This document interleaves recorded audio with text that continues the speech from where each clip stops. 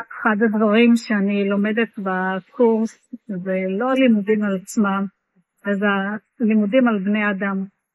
אנחנו כל כך רגילים שאנחנו רואים מישהו, אפשר לתייג אותו, להיות שיפוטי כלפיו, לחשוב שהוא כזה או אחר, הססן, הוא מלא ביטחון עצמי, אבל בעצם לאט לאט, במיוחד בתהליך שאנחנו עושים בקבוצת הפלייבק, מתגלים הסיפורים של האנשים, ומסתבר שמאחורי כל בן אדם יש סיפורים מורכבים, סיפורי חיים לא פשוטים שהבן אדם נושא על עצמו, ויש כאלה שלוקח להם יותר זמן להיפתח, ויש כאלה שלוקח להם פחות זמן להיפתח.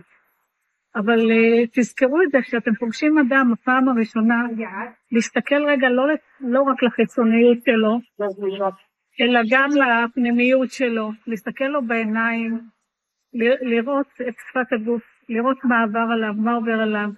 יש לו סיפור חיים מאחריו, יש מסע שהוא נושא איתו, ואנחנו לא תמיד רואים אותו.